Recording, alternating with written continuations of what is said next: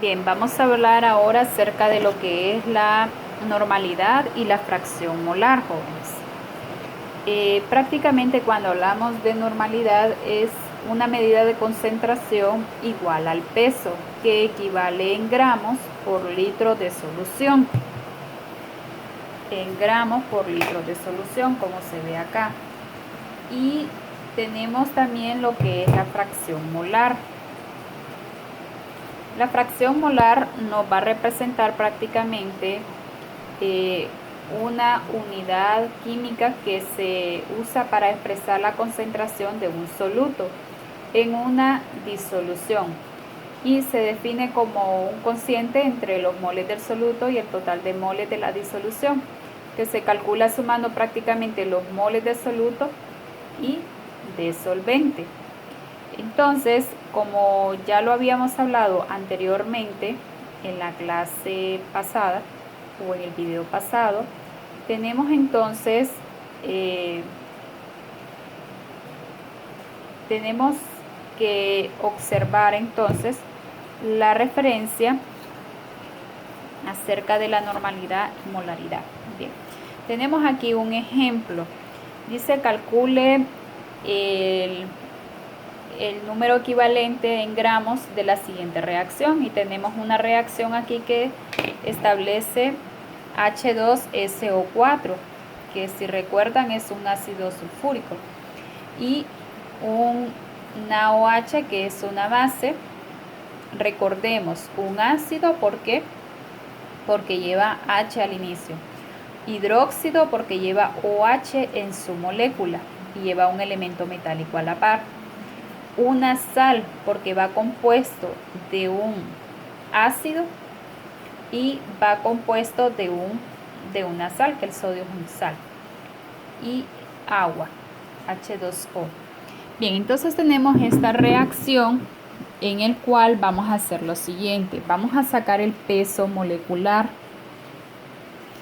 El peso molecular y en este caso vamos a decir ¿cómo vamos a sacar el peso molecular? Primeramente que nada del ácido, porque no nos están especificando de qué en sí.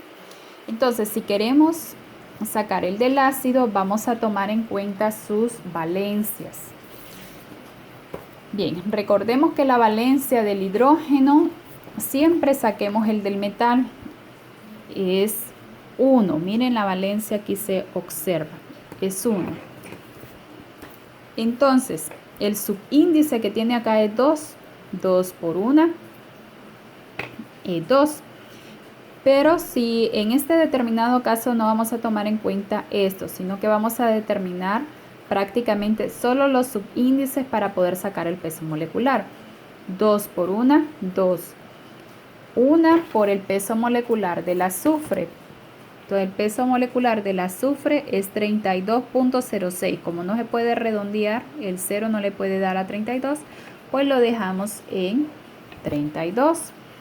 Posteriormente el oxígeno 4, porque 4 es el número que tiene acá, por 16, que es el peso molecular del oxígeno.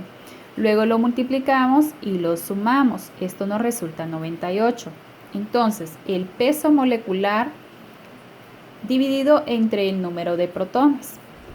Entonces, ¿cómo vamos a saber el número de protones? De acuerdo a lo que tenga el hidrógeno. Entonces, decíamos, recordemos lo que hacíamos la vez pasada, que nos hacía 0 en un determinado tema que vimos en química, que fue oxidación y reducción, que nos hacía 0, ¿verdad? Equivaler a 0. El 2, que la valencia del oxígeno nunca va a cambiar, es negativo 2. Entonces, primero los extremos, positivo 1 y negativo 2. 4 por 2 es negativo 8. Entonces, 1 o 2 por 1, 2. Entonces, para que me haga 8 positivo, el número que debe de ir acá es 6. Entonces, 2 más 6 son 8 positivo menos 8 negativo es igual a 0. ¿Qué es lo que me conviene prácticamente de aquí? ¿Cuánto es el número de hidrógenos que tengo. ¿Por qué? Porque el ácido se caracteriza por llevar hidrógeno en su molécula. Entonces 2 por 1 es 2. Entonces el peso molecular 98 dividido entre 2. Y este es el equivalente de un ácido, o sea, del ácido de acá. Ahora, como no nos especificaba, ¿cómo vamos a hacer cuando tengamos una base? Recordemos que las bases, en la base se divide el peso de la base entre los OH. En este caso, como aquí no hay número, entonces indica que es 1. Entonces, para la base siempre va a caracterizarse por llevar OH en su molécula. Esa es una base, siempre la vamos a identificar así. Entonces, vamos a sacar el peso molecular de sodio, oxígeno e hidrógeno. Sodio, oxígeno, hidrógeno. Y luego multiplicamos por el peso de la tabla periódica, el peso molecular. 1 por 23. Y posteriormente 1 por 16, 1 por 1, que ya les enseñé cuáles son el peso. El peso es el que está en rojito, ¿verdad? Entonces aquí, por ejemplo, 15.99 redondeado es 16 del oxígeno. Bien, posteriormente tenemos la multiplicación y la suma. Bien, ¿en qué vamos a observar? Que aquí solo hay 1, entonces la división va a ser entre 1. ¿Qué hubiese sucedido si aquí hubiese habido un 2, por ejemplo? Entonces, este 2 lo hubiese dividido aquí, entre 2. Eso representa. Y si fuera una sal, en este caso, la sal es esta, miren. Entonces, ¿cómo voy a representar la sal? Igual, su peso molecular, que en este caso es 121, ya aquí ya lo saqué. Peso molecular de sodio, hidrógeno, azufre y oxígeno. Recordemos que siempre van acompañados de los subíndices, como lo hacíamos acá, los subíndices multiplicados por el peso molecular. Entonces, si fuera una sal, nos vamos a observar en el metal. En este caso, el metal es los sodio. Recordemos, metales, todos estos que están aquí en rojo, color rojo, de aquí hacia acá son metales, y del verde hacia los azules son los no metales. Ahora, ¿en qué vamos a observar? En la valencia y en el subíndice que tenga sodio. Aquí 1 por 1 pues es 1, y el peso molecular, fácil, ¿no? Bien, tenemos el ejemplo número 2. Dice que si 82 gramos de ácido fosfórico con un peso molecular prácticamente es de 98.0 gramos disuelto en agua, obtiene un volumen final de 750 ml. Entonces tenemos aquí que sacar los datos. En este caso, un ácido necesitará prácticamente de agua para poder disolverse. No nos podemos comer, o por decir así, solo el limón puro. Bueno, sí lo podríamos comer, pero siempre necesitamos algo para poderlo hacer. Entonces, un ácido necesita disolverse. Entonces, ¿qué significa que él es el soluto? El soluto es de 82.0 gramos con un peso molecular. Ya aquí nos están dando el peso molecular, que es de 98.0 gramos de ácido fosfórico. Y el volumen de la solución, el volumen final es de 750 ml. Entonces vamos a sacar aquí prácticamente la normalidad. Entonces, el número de equivalente en gramos se necesita para sacar la normalidad. ¿Cómo sacamos el número de equivalente? Bueno, dividiendo el peso molecular entre el número de protones, que ya lo hacíamos en el ejercicio anterior. Entonces, el peso molecular ya me lo dan aquí, si no lo hubiera hecho como lo hice en el ejercicio anterior. Cuántos átomos de hidrógeno, cuántos de fósforo, cuántos de oxígeno y multiplicado por el peso que está en la tabla periódica. Posteriormente decimos 98 y como aquí es 3 y ya sé que la valencia de hidrógeno es positivo 1, siempre observo el hidrógeno. 1 por 3, 3. Entonces dividido entre 3 me da 32.66 gramos. Ahora en este mismo ejemplo preguntaban ¿cuántos equivalentes en gramos hay por 82.0 gramos de ácido fosfórico? Entonces 82.0, que es el número que dan, multiplicado por 1, o sea, es como convertir. Y el 32 que nos dio en el equivalente en gramos, pues lo pasamos prácticamente los gramos a gramos. Y para poderlo tener en equivalente en gramos. Posteriormente, ahora vamos a expresar el volumen, lo debemos de tener en litros. Entonces hacemos la conversión. 750 ml por 1 entre 1000. Entonces 750 por 1 entre 1000. Esto es igual a 0.750 litros. Y ya al finalizar, pues tomamos los datos y solo sustituimos. ¿Quién es la normalidad?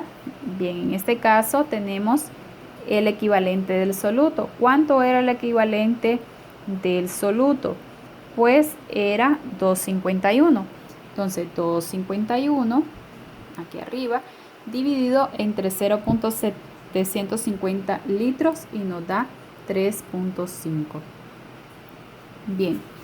Luego vamos con otro ejemplo que es el número 3 para calcular fracción molar. Determinar la fracción molar de cloruro de sodio, que es sal de mesa, y H2 en una solución que contiene 50 gramos prácticamente y 80 de gramos de agua. Y entonces tenemos aquí varios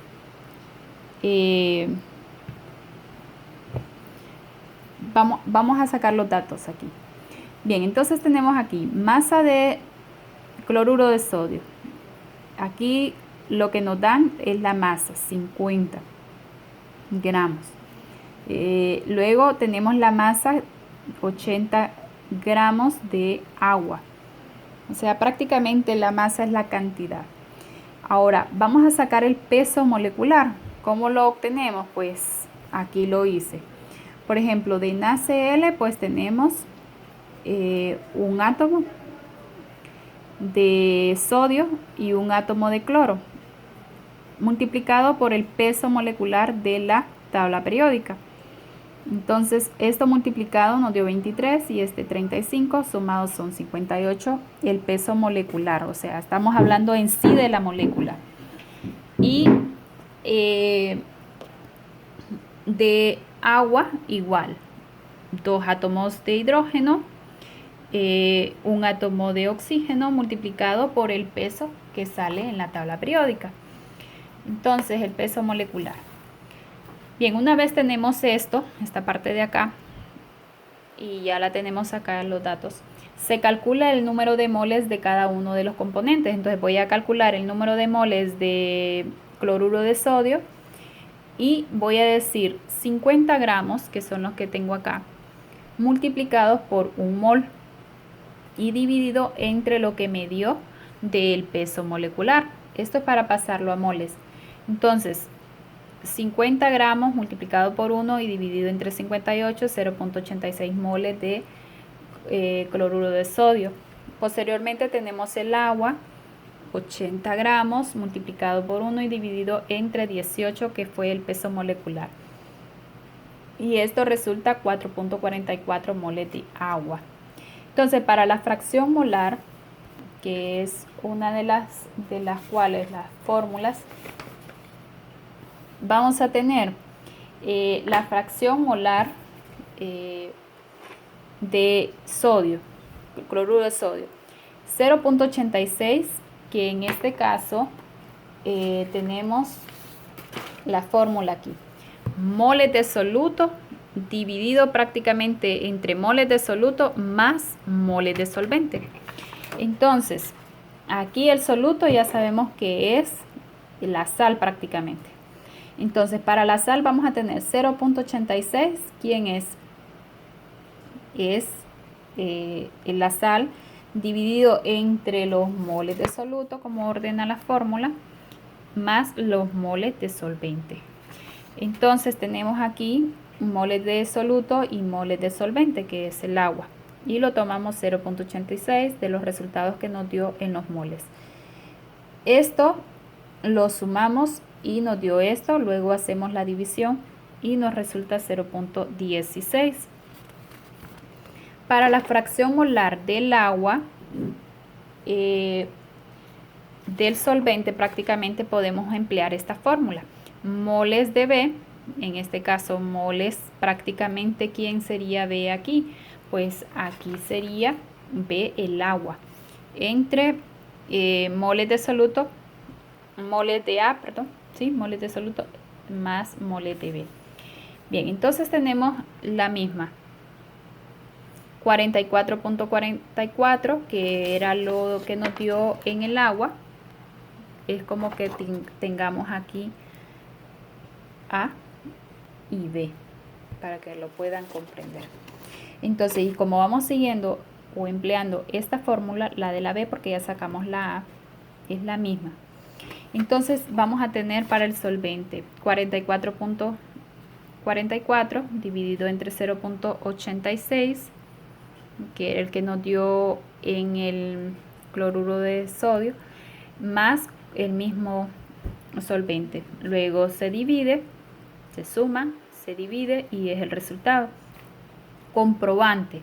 Siempre nos debe de dar 1. Aquí redondeado nos da 1, porque 9 le puede dar a 0. Entonces el resultado es 1. Si no nos da 1, pues está malo el ejercicio.